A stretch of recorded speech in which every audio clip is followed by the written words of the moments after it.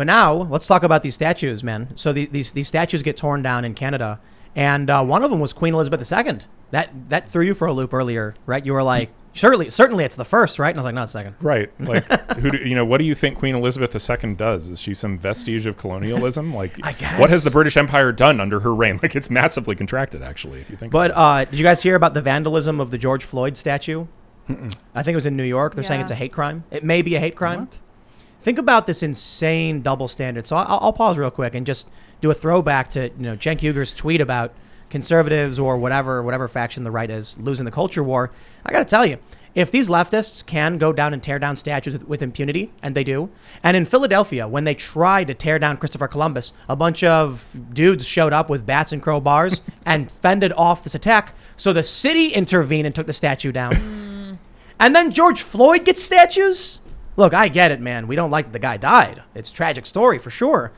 But they're building statues and painting murals to this guy, and if somebody vandalizes it, it's a hate crime? All right, now that's insane. With a lengthy criminal record, who went up to a pregnant woman and put a gun on the pregnant woman's stomach, who was trading counterfeit bills and was likely at a lethal amount of methamphetamines at the time of death. This is who they want to act as if should be, given a saint-level platform on the Democratic Party. I've got to correct you on that one, Charlie. We don't know if the meth in his system was lethal, but we do know the fentanyl likely was several I will times. stand happily corrected of which deadly substance he was actually driving. He was behind the wheel of a car, high on fentanyl, had a speedball in his mouth that he spit out in the back seat, and he's got statues. But it makes sense why they give him a statue, though, is because they need to keep the lie going. Is that kind of the current power structure is basically organized around this event. And if they ever give an inch, and this is one of the reasons why the left is successful, is that they will never give an inch to us. And this is something we can learn. So going back to talking about teaching young people, Ian, you made an amazing point. It's a guy who's behind the wheel of a car under the influence. He was chewing on a speedball, meth and fentanyl combined. And good reason to stop this guy. I mean, we don't like, they kill kids when you crash into cars and everything. Just imagine 100 years from now, though. That statement, would it persist? We hope so. We hope that you listening now, 100 years, going through the historical archives, are like Ian Crossland made the famous point about how this guy has statues in his honor, and this is what, led to this moment. Legacy. However, history is written by the victors.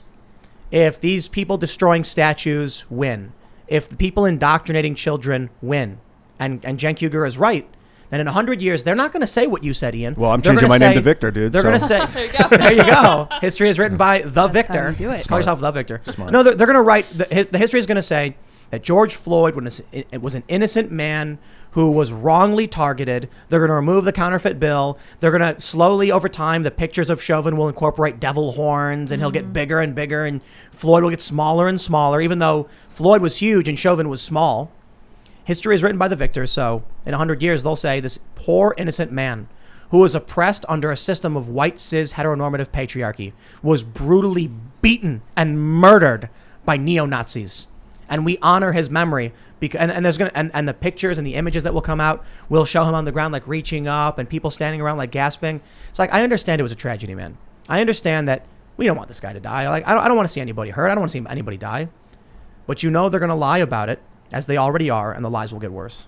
And it's also, how did he die? The jury decided it died because of Chauvin's actions. And again, this came at a moment that they needed it to happen, though. This happened right before an election when everyone was locked down. There was a lot of pent-up energy. There were no public sporting events, no gymnasiums, no social settings. People were lacking of purpose, and they needed an excuse to try to reinvigorate the racial reckoning of how awful we are right before Donald Trump's election.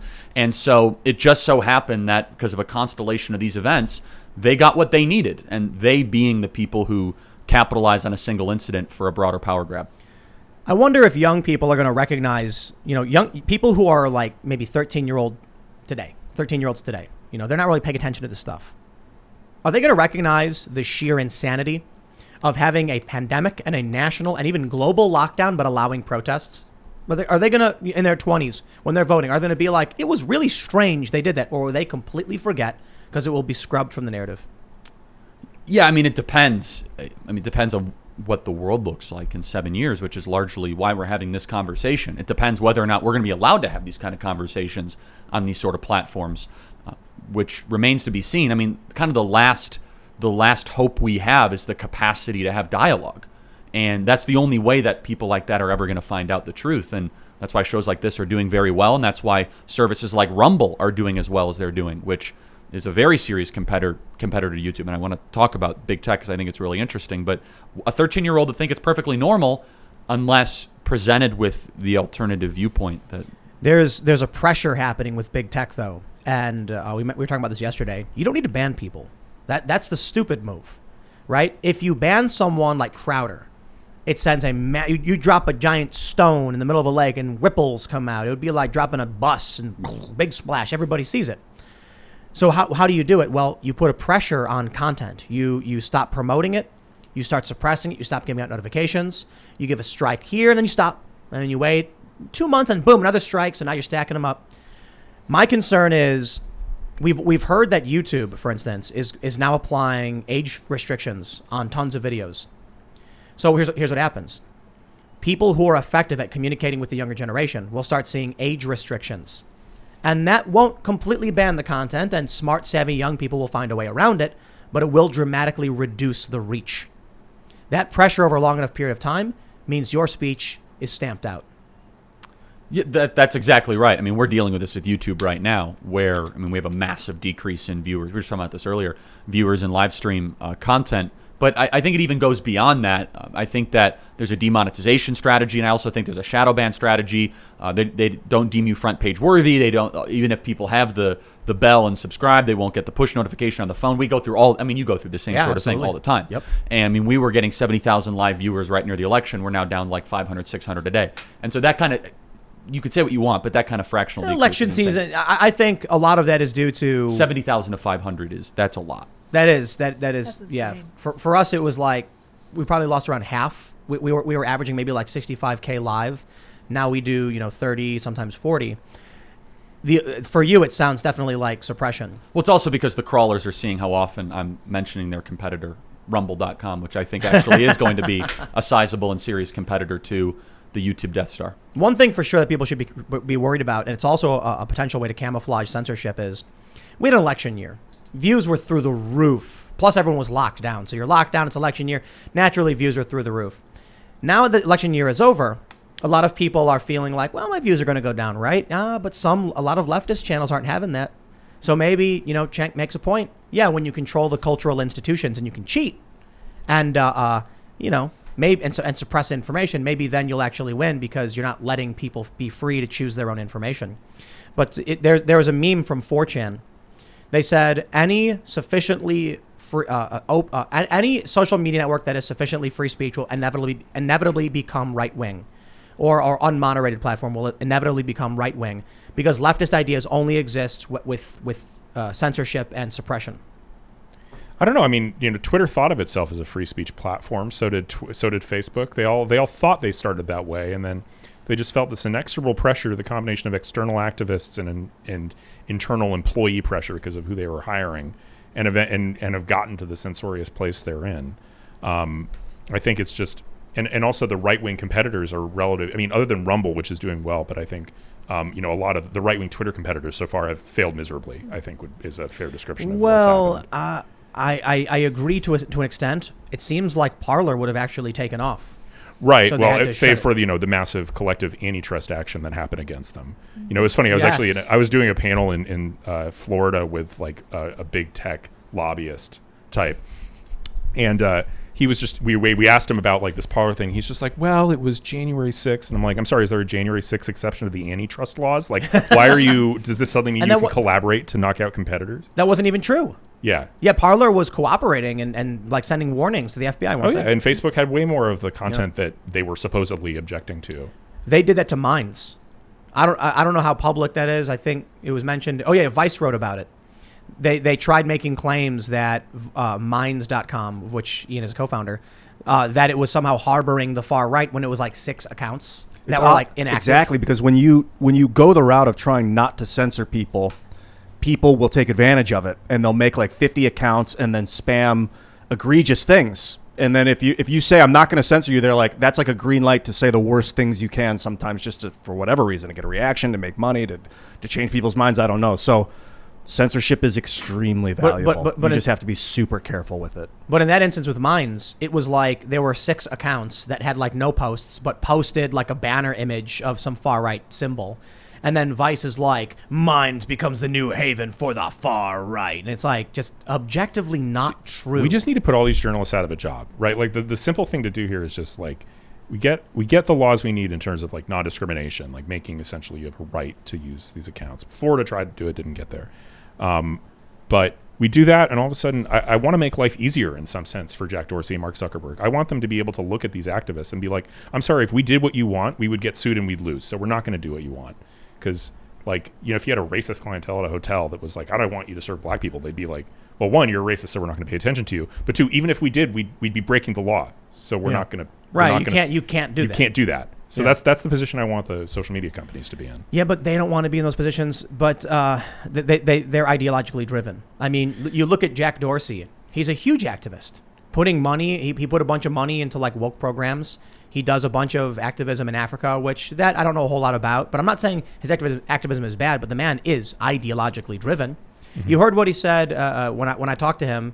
This gets brought up a lot, but here we go again. When I was on the Joe Rogan podcast, and he said, when it comes to misgendering policy, there's people that we're concerned about, and they could take their own lives, and so we're very worried and trying to protect them. And it's like, I understand that for sure, but there are a lot of people who are at risk for taking their own lives, and you're not protecting them. I specifically mentioned body dysmorphia, people who want to remove their hands, for instance. That's not part of their policy. It's purely politically, ideologically driven. Now, you mentioned laws, Will, and I want to say this too. I think a lot of conservatives need to recognize, who was it, Breitbart, who said politics is downstream from culture? Andrew Breitbart. Yeah, brilliant. And even with that being known to many conservatives, or just, it's not even just conservatives, there's many disaffected liberals, like these teachers in Loudoun County, people like me, for instance. It's not about the laws. The laws, I think back to when we had certain social cohesion in some areas. It maybe wasn't, a lot of people might romanticize the past. It was probably bad in a lot of ways for a lot of reasons. Laws, morality laws, for instance, or obscenity laws, didn't make people not want to swear. George Carlin decided to swear anyway, and he got arrested for it because, I'm going to do it. It was that there was social enforcement. So, yeah, I think the way to think about it is there's feedback going both ways. Some laws are really more shaped by culture than vice versa, and some laws make it possible for people to shape culture or prevent them from using it. So the reason I focus so heavily on big tech issues and why it's so central to me is because I see it as kind of a keystone issue for the right. If we lose on big tech, we're going to lose everywhere else because the tech companies are going to shape discourse and culture in such a way that we can't compete and are going to knock out all our best influencers, knock out all our people who are persuasive to young people, et cetera, et cetera, et cetera. So, like, they're coming after you, bro. Right. On tech? Oh, but the things I see about you are really interesting. I go on Reddit, and they have all the memes about you, and there are a lot of them. They're actually pretty funny, but that's powerful. They're pretty funny. The Ben Shapiro ones are really funny, and it was impressive because for a while the meme was the left can't meme, and then I think they started to figure out they were losing. And one of the things that helped drive Trump's victory, I went to dozens of Trump rallies in 2015 and 16. I met tons of young people who told me culture war. The older guys were like trade. Younger guys were like free speech, culture war, feminism. So then I see these memes popping up on Reddit. It's like you go on Reddit, it's nothing but propaganda. It's insane. And boy, do they not like you. But they have to do it. You know why? They need to poison the well. When a Turning Point event shows up, and I'm not saying, I've not actually ever been to one of your events or anything like that. I'm just saying I understand you guys engage in political rhetoric. So the well is poisoned for young people when they see a meme saying Charlie Kirk is dumb or something.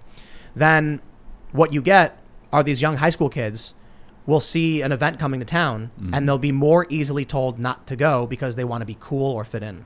Yeah, and I think there's a limitation on that, obviously. And, look, no one's above mockery, right? We're not going to take ourselves too seriously. Everyone said really dumb things, including me. I could spend about 4.5 hours on that if we had that much time. And so I have an entire list of things I could say that were dumb. But I think, look, hopefully a wise person wants to be corrected. And there's the limitation on it, though, is I think that in those kind of Reddit 4chan circles, those people that do those things, they try to mock the people they see that are actually organizing something substantial.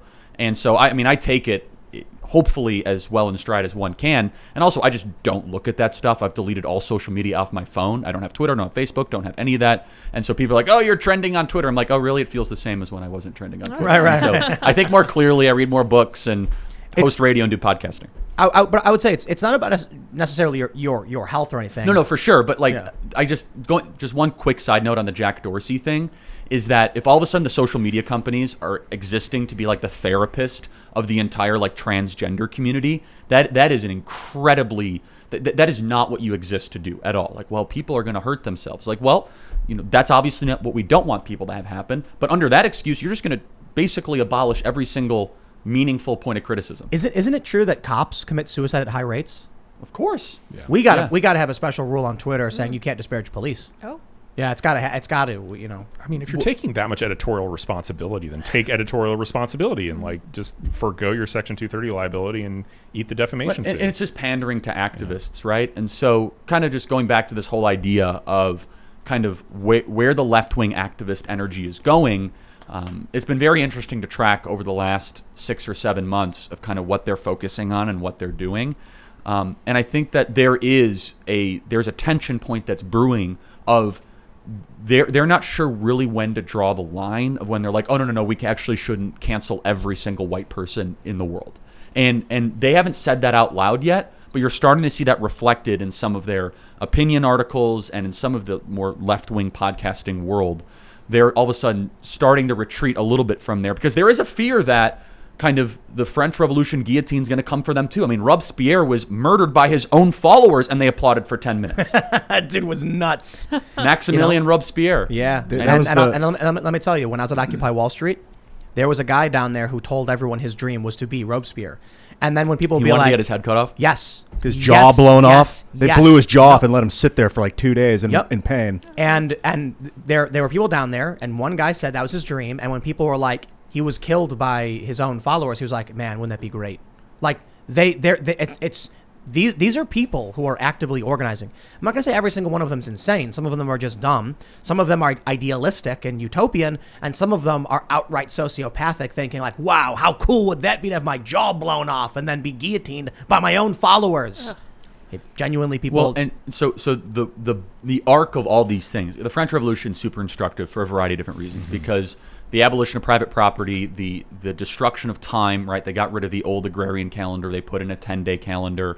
The deletion metric time. Right, exactly. Like the deletion of their history, very much inspired by Rousseau, but the arc tells us where this leads, and this is really the desire of the rulers of our country, which is you will get an autocrat. It's just this sort of manufactured chaos, the blood in the streets, the French Revolution types that kill tens of thousands of people then you're going to get a Napoleon. That is what will happen. And Zuckerberg and Bezos, I think they want to be part of that oligarchy that will rule in the next chapter. So we're kind of in this revolutionary period. So we're ever going to go to Republican, small r style government or towards autocracy?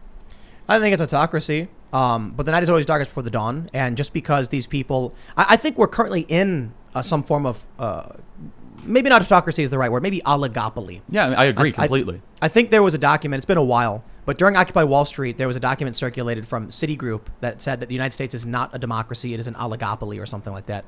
Or,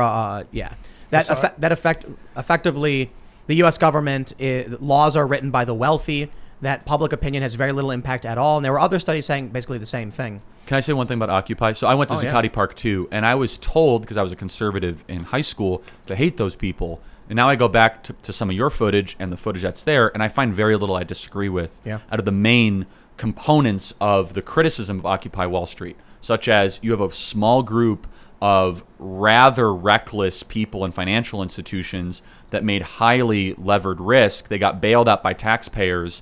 Meanwhile, middle-class incomes go down, and we're re-domiciling all of our meaningful manufacturing overseas. And I think that there's a game being played here, and identity politics is the piece on the table where there could be a bipartisan reckoning against Bezos. The only thing we can't agree with the other side on is this racist stuff. It's like everyone's a racist. That's the only thing that's preventing a 90% type revolution against Bezos. After we wrapped up our show with Steve Bannon, You know, he's standing up and getting ready to walk out. And I was like, Steve, I mean it. If you went down there to Occupy Wall Street on day one, it would have been an entirely different timeline. There were no prominent right-wing personalities coming down to guide that massive anger at the corrupt financial institutions in the government. So what happened was there were conservatives, there were libertarians, there were leftists, there was regular people. I met Luke Rudkowski of We Are Change, who is like an anarcho-capitalist. He's all about that right-wing libertarianism. I met him down there, and we agreed on basically everything. We weren't concerned about tax policy when we're looking at corrupt government, but there were no strong, prominent right-wing personalities. In fact, when it came to Fox News, it was disparaging. The only disagreement I'll give you on that is that the movement was not ready for this 9 years ago, the conservative movement. Yeah. We had a muscle memory and we had a configuration to defend massive financial institutions no matter what. We were on team corporate, right? So like team right was team corporate. That was the conservative movement I grew up in, right? We were the party of saying, you know what, it's a good thing that Mitt Romney has a car elevator and he says the trees are the right height and he puts a dog on his car and we like it and Bain Capital is awesome and we love China and plastic from China and from Wuhan is the greatest thing ever. And if you disagree with me, you're a socialist. Yikes. That was how we were trained to debate in 2012, 13, and 14. And Trump was awesome at all of a sudden challenging all these orthodoxies. So the only disagreement I have, and you might be right, Bannon could have changed some of that. I don't disagree with you on that, though. I just don't think the movement was ready for it. Yeah, I think we're ready for it now. I think Well- that we're ready for it more than ever. Like we want to crush these corporations now. So here's the issue, man. You know, when we have someone like Vosh on the show, who's this prominent, you know, socialist YouTuber, when I mentioned Occupy Wall Street and things like that, he goes, "I was a teenager. I don't remember that. I don't know what happened," and I don't blame him. This is one of the biggest challenges with talking to young people and getting them active. If dude's 16 years old and Occupy Wall Street's happening, of course he's not paying attention to the financial collapse. That was 3 years prior, so he's a little kid. And he doesn't know about what Joe Biden is doing. Now you get a bunch of people who are 18 years old and 20 years old, and they're going to vote. And they're being told by the clowns on TV to vote for Joe Biden. And you go to them and say, his brother's deals in Iraq, Occupy Wall Street, the financial collapse, their defense of big capital. And I don't remember any of that. I have no idea. That's what they say. Yeah, I mean, I guess part of it is attributable to age, right? But I will say, though, and I just want to reinforce this point, the masters of the universe, for lack of a better term, the ruling class, as Angela Codevilla would call them, which is a perfect term, they know that race is the perfect distraction issue. There would be a legitimate economic revolution if we could put CRT to bed. And it would be a good thing for our country. Yeah. And I'm not saying we need to nationalize the airlines or like confiscate Goldman Sachs' offices. What I am saying, though, is that there's a cartel that exists that makes normal people's livelihood more difficult to thrive and to flourish. The family is harder than ever to create and to have lots of children, and there's a bipartisan agreement on that. Thanks for checking out this clip from the Timcast IRL podcast. If you want to see the full show, come back to this channel, youtube.com/TimcastIRL, Monday through Friday at 8 p.m., where you can leave comments and super chat, and we actually will read your comments on the show.